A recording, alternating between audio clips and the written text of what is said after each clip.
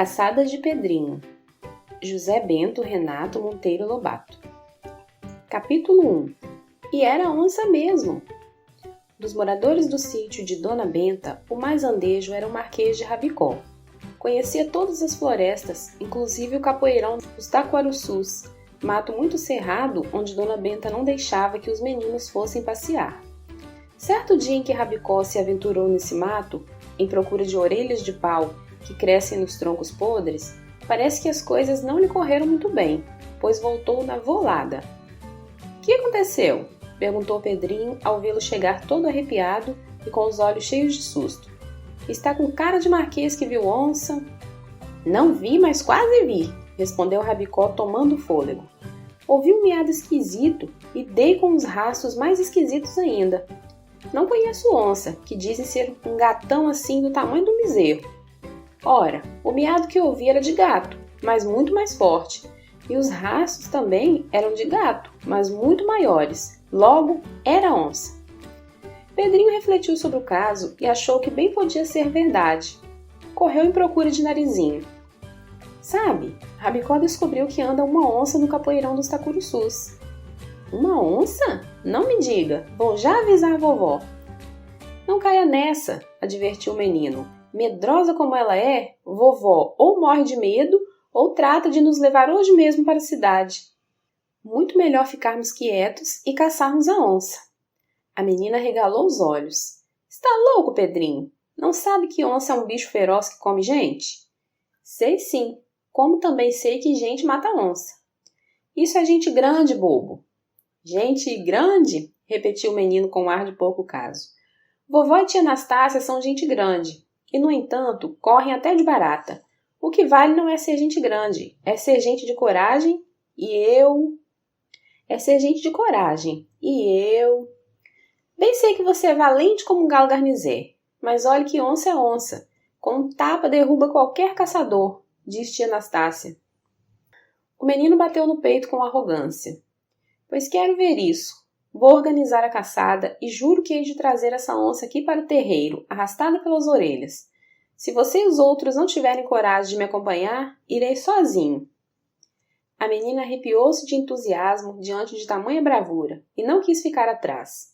Pois vou também, gritou. Uma menina de nariz arrebitado não tem medo de coisa nenhuma. Vamos convidar os outros. Saíram os dois em busca dos demais companheiros. O primeiro encontrado foi o Marquês de Rabicó, que estava na porta da cozinha, ocupadíssimo em devorar umas cascas de abóbora. Apronte-se, Marquês, para tomar parte na expedição que vai caçar a onça aparecida lá na mata. Aquela notícia fez o leitão engasgar com a casca de abóbora que tinha na boca. Caçar a onça, eu? Deus me livre! Vai sim, ainda que seja para servir de isca, está ouvindo, seu covarde? Rabicó tremia que nem geleia fora do corpo. Um fidalgo, prosseguiu Pedrinho em tom de desprezo.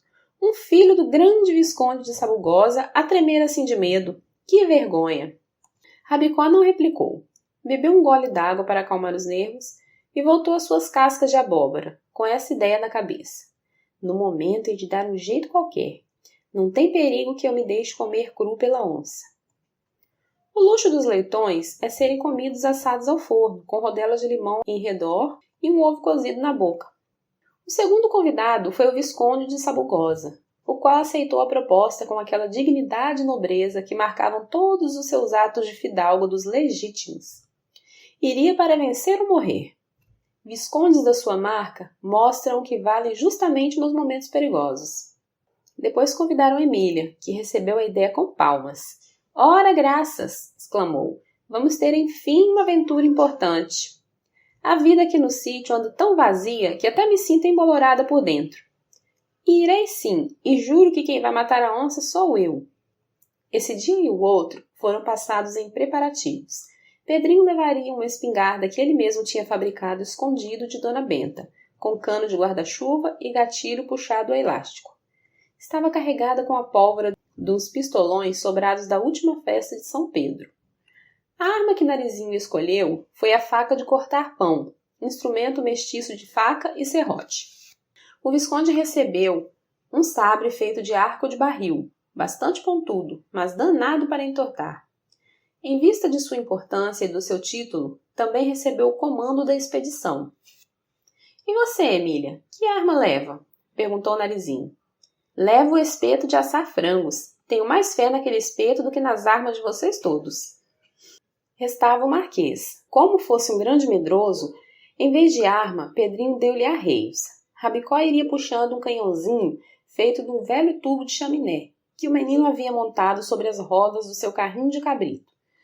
Para carregar o canhãozinho, foi necessário empregar a pólvora de 3 pistolões. Servia de bala uma pedra bem redondinha, encontrada nos pedregulhos do rio. Indo atrelado ao canhão, o grande Marquês ficaria impedido de fugir.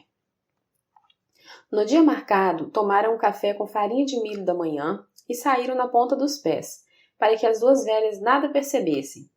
Passaram a porteira do pasto, atravessaram a mata dos tucanos vermelhos e de lá seguiram rumo ao capoeirão da onça. Rabicó não havia mentido. Os rastros da onça estavam impressos na terra úmida. Ao fazerem tal descoberta, o coração dos 5 heróis bateu mais apressado. Dos 5 não, dos 4, porque, como todos sabem, Emília não tinha coração. — Que é isso, Pedrinho? Disse a boneca notando a palidez do chefe. — Será medo? — Não é medo não, Emília. É receio, eu sei, caçoou a terrível bonequinha. — Não brinque comigo, Emília! Gritou Pedrinho avermelhando de raiva. Você e toda a gente sabe que só tenho medo de uma coisa neste mundo. Marimbondo. De nada mais, hein? O Visconde, que havia trazido a tiracolo o binóculo de Dona Benta, ajustou-o aos olhos para examinar detetivamente os rastros. É de onça sim, e de onça pintada, disse ele. Como sabe? Estou vendo no chão 2 pelos, um amarelo e outro preto. Aquela confirmação de que era onça mesmo e das grandes desanimou profundamente Rabicó. Gotas de suor frio começaram a pingar da sua testa. Teve ímpetos de soltar-se do canhãozinho e disparar para casa. Só não o fez de medo que Pedrinho lhe despejasse no lombo a carga de chumbo destinada à onça. E resignou-se ao que desse e viesse. Orientados pelos rastros da onça, os caçadores não podiam errar. Era seguir na direção deles, que fatalmente dariam com a bicha. — Avante, Saboia! Gritou Pedrinho espichando no ar a espingarda como se fosse uma espada. — Avante! Repetiram todos os outros, menos Rabicó, que estava sem fala. E com o maior entusiasmo, os heróizinhos foram caminhando durante meia hora. Súbito, o Visconde, que ia na frente, de binóculo apontado, gritou com voz firme. — A onça! — Onde? Indagaram todos ansiosos. — Lá longe, naquela moita, lá. Realmente, alguma coisa se mexia na moita indicada, e não tardou que uma enorme cara de onça aparecesse por entre as folhas, espiando para o lado dos 5 heróis. Pedrinho dispôs tudo para o ataque. Assestou na direção da moita o canhãozinho e ordenou ao artilheiro Rabicó enquanto o desatrelava. — Fique nessa posição. Quando ouvir a voz fogo, risque um fósforo, acenda a mecha e dispare. — Disparo para casa? Perguntou o artilheiro, mais trêmulo do que uma fatia de manjar branco. — Dispare o canhão! Berrou Pedrinho. Enquanto isso, a onça deixava a moita e, com o andar manhoso dos gatos, dirigia-se agachada para o lado deles. Era o momento. O Visconde ergueu a espada e, com voz grossa de comandante superior, deu um berro de comando. — Fogo! Rabicó, todo treme-treme, não conseguiu nem riscar o fósforo. Foi preciso que Pedrinho viesse ajudá-lo. Por fim, riscou e deitou fogo à mecha. Ouviu-se um chiado e logo depois um tiro soou. Pum! Mas um tiro xoxo que não valeu de nada. A bala de pedra rolou a 2 passos de distância. Imaginem, havia falhado a artilharia na qual eles depositavam tantas esperanças. Pedrinho então disparou a sua espingardinha. Outro tiro xoxo que nada valeu, e só serviu para irritar a fera. Viram-na arreganhar os dentes e apressar a marcha na direção dos atacantes. A situação tornava-se muito séria, e Pedrinho, desapontado com nenhum efeito das armas de fogo, berrou a plenos pulmões. — Salve-se quem puder! Foi uma debandada. Cada qual tratou de si, e como se houvessem virado macacos, todos procuraram a salvação nas árvores. Felizmente, havia ali um pé de grume-chama, que dava para abrigar o grupo inteiro. Nele treparam sem dificuldade Pedrinho, Narizinho e Emília. Já o velho Visconde embaraçou as pernas na bainha da espada e, com toda a sua importância, estendeu-se no chão ao comprido. Foi preciso que o menino pescasse com o gancho de um galho seco. Rabicó fez coisas de que ninguém nunca o julgaria capaz. Botou-se à árvore que nem gato e conseguiu enganchar-se na forquilha do primeiro tronco. Pedrinho e Narizinho, que estavam no galho acima, puderam agarrá-lo pela orelha e içá-lo fora do alcance da onça. Quando a fera chegou, estavam já todos muito bem empolerados e livres dos seus botes.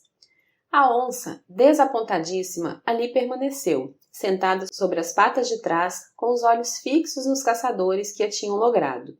Parece que sua intenção era ficar de guarda até que eles descessem. Espera que te curo, disse Pedrinho, lembrando-se que trazia no bolso um pouco da pólvora dos pistolões.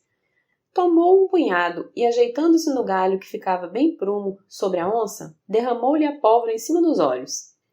A ideia valeu. Completamente cega pela pólvora, a onça pôs-se a corcovear que nem doida, enquanto esfregava os olhos com munhecas como se quisesse arrancá-los. É hora, avança, macacada! Gritou Pedrinho escorregando pela árvore abaixo.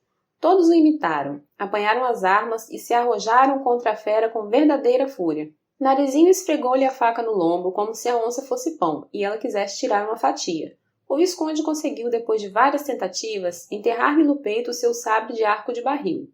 Emília fez o mesmo com o espeto de assar frango. Pedrinho macetou-lhe o crânio com a coronha da sua espingarda. Até Rabicó perdeu o medo e, depois de carregar de novo o canhão, deu-lhe um bom tiro a queima-roupa. Assim, atacada de todos os lados, a onça não teve remédio senão morrer. Estrebuchou e foi morrendo. Quando deu o último suspiro, Pedrinho, com o maior entusiasmo de sua vida, entoou um canto de guerra. Alê, guaguá! Alê, guaguá! E todos responderam em coro. Urra, urra! Pica-pau amarelo! Capítulo 2. A volta para casa. Foi um delírio de contentamento. Os caçadores rodearam a onça morta, discutindo as peripécias da formidável aventura. Emília reclamou logo todas as honras para si. Se não fosse a minha espetada, queria ver. O que decidiu tudo foram os golpes que eu dei, alegou o Narizinho. Qual nada, juro que foi o meu tiro de canhão, disse Rabicó. Peixote, berrou Pedrinho. A bala de canhão nem arranhou a pele da onça, não está vendo? Como daquela disputa pudesse sair briga, o Visconde ponderou gravemente. Todos ajudaram a matar a onça, e todos merecem louvores. Mas se não fosse a pólvora de Pedrinho, estaríamos perdidos, de maneira que a Pedrinho cabe a melhor parte da vitória. Depois de cegar a onça, tudo ficou mais fácil, e cada qual fez o que pôde. Basta de discussões. Em vez disso, tratemos, mas é de levá-la para casa. Os heróis concordaram com o sensatíssimo Visconde, e Pedrinho afundou no mato para tirar cipós, visto não terem trazido corda. Logo depois reapareceu com um rolo de cipó ao ombro. Segure aqui! Puxe lá! Força! Vamos! Pedrinho conduziu o trabalho da amarração da onça, ajudado por todos, menos Emília, que se afastara dali e estava numa grande prosa com 2 besouros que tinham vindo assistir à cena. Bem amarrada que foi a onça, era preciso conduzi-la até a casa. Foi o que mais custou.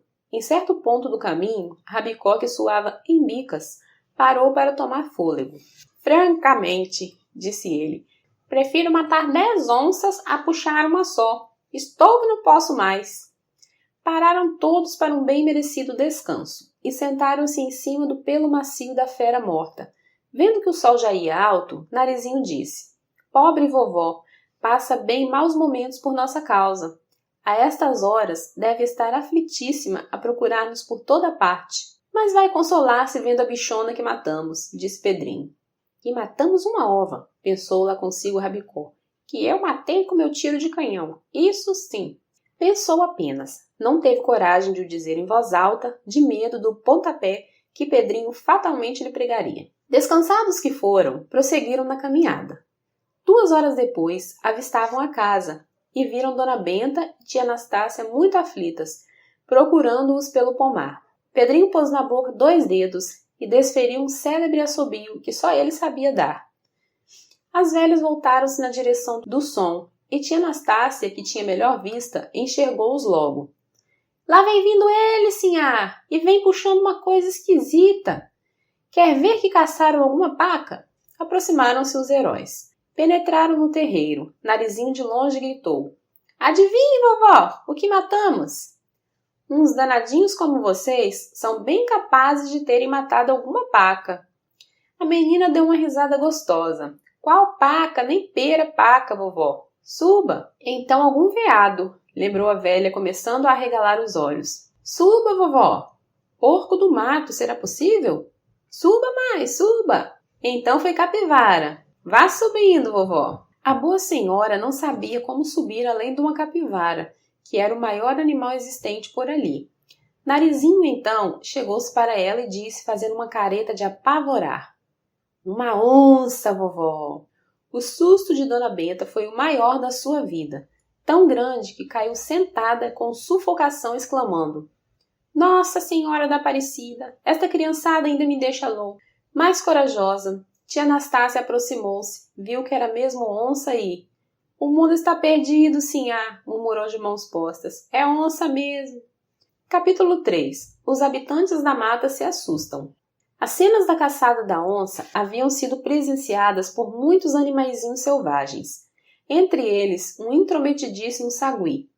Ficou tão admirado da proeza dos meninos que levou longo tempo a piscar muito depressa. Sinal de que estava pensando alguma ideia de sagui. Por fim, resolveu-se, e pulando de galho em galho, foi em busca de uma capivara que morava perto, na beira do rio. Sabe, dona Capivara, o que aconteceu à onça da toca fria? Morreu, disse ele fazendo uma carinha muito assustada. Morreu de quê, sagui? Indagou a capivara. De morte morrida ou de morte matada? De morte matadíssima. Os meninos do sítio de Dona Benta mataram-na a tiros, facadas e espetadas, e depois a arrastaram com cipós até lá no terreiro.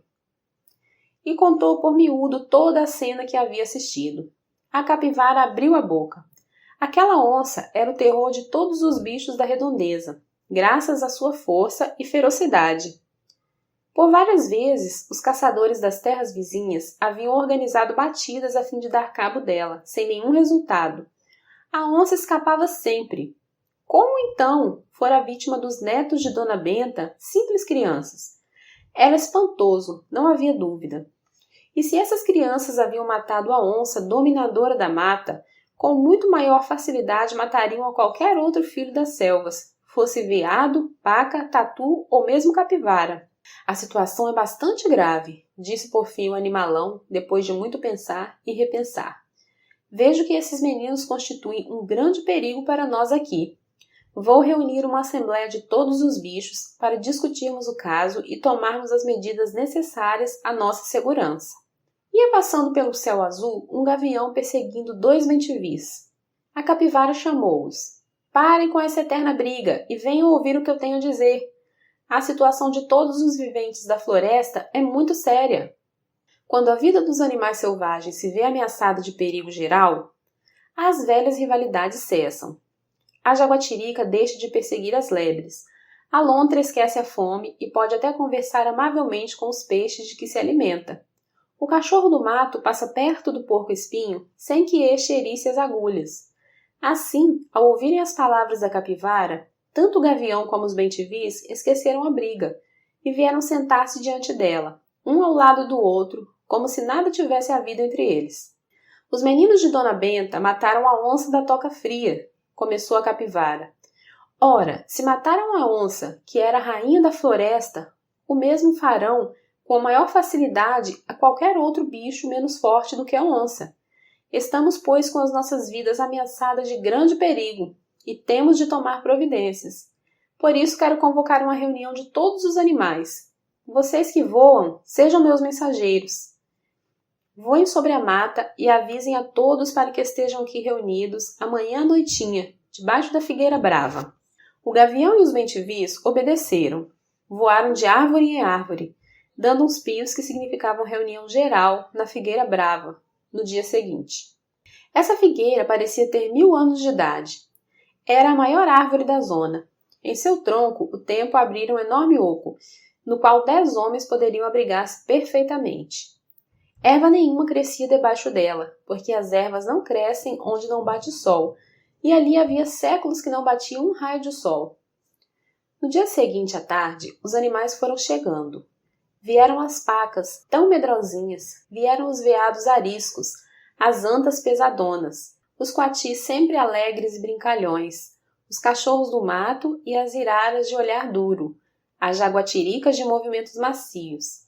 Vieram os tatus encapotados em suas cascas rijas, as lontras embrulhadas em suas capas de pele macia como veludo, as preás assustadinhas.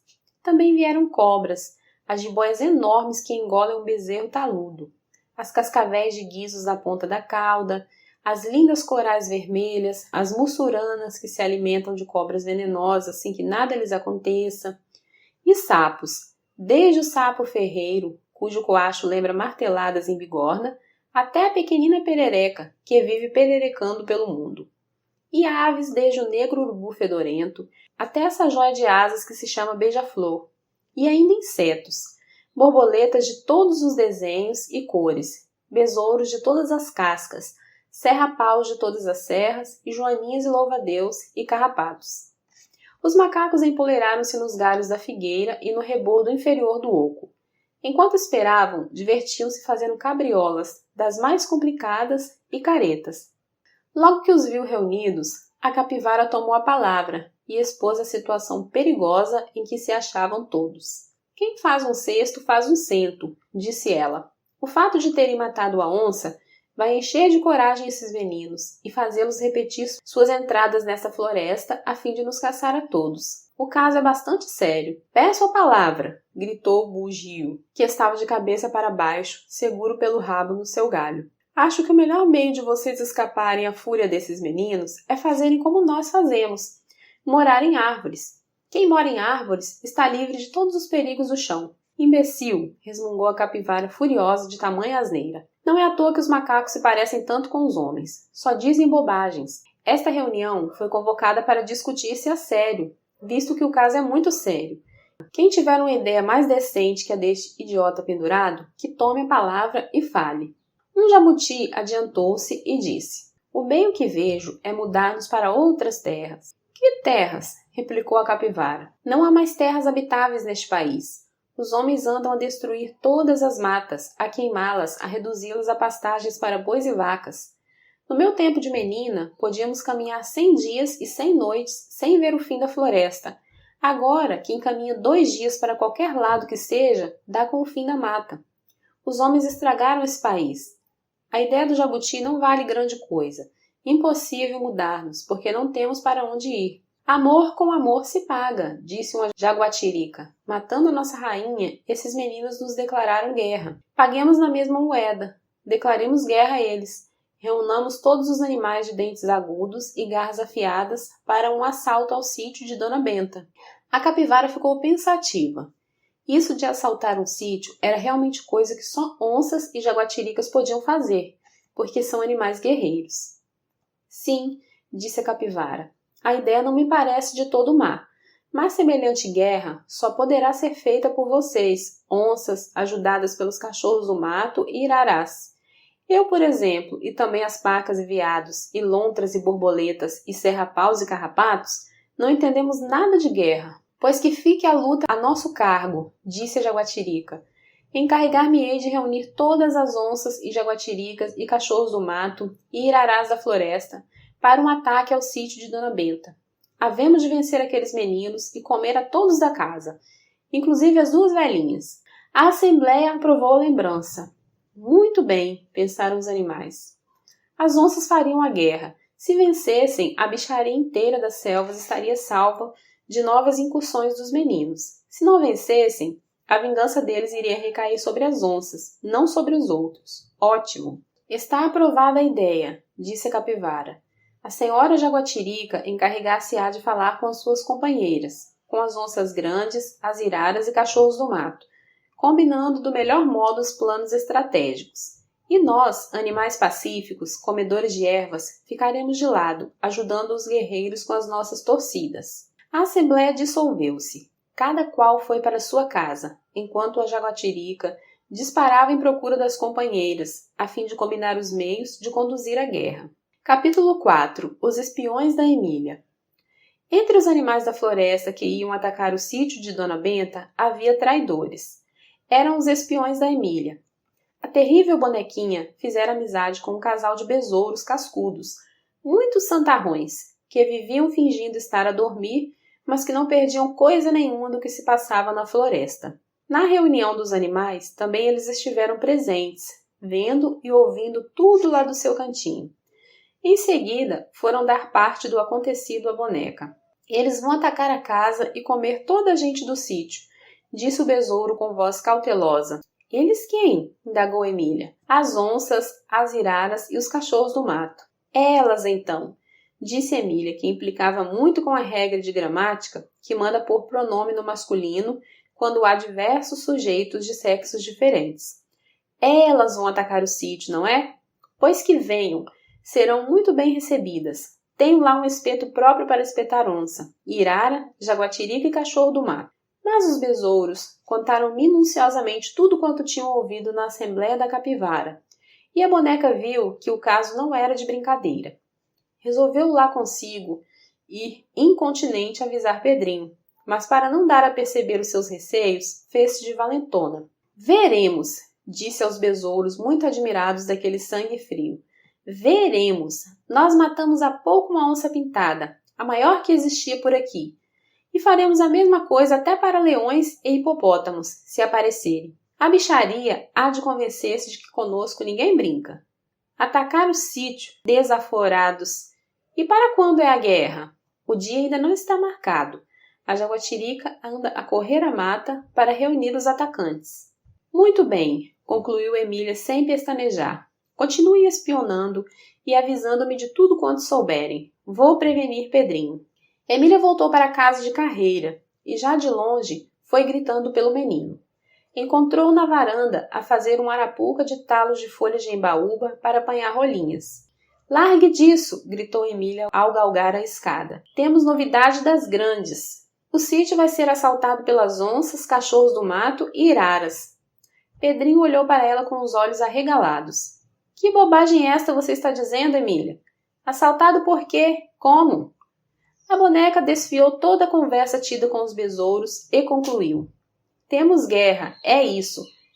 Matamos a onça e agora a onçada inteira quer a desforra. Pedrinho refletiu por alguns instantes. Depois recomendou. Não diga nada à vovó, nem à tia Anastácia, pois são capazes de morrer de medo. Vou estudar o caso e organizar a defesa. Vá depressa ver Narizinho e o Visconde. Diga-lhes que me esperem no pomar, debaixo da jabuticabeira grande. Aqui na varanda não podemos tratar disso. Vovó descobriria tudo. Minutos depois realizava-se, debaixo da jabuticabeira grande, uma segunda assembleia, menos numerosa que a dos bichos. Compareceram todos, inclusive o Marquês de Rabicó.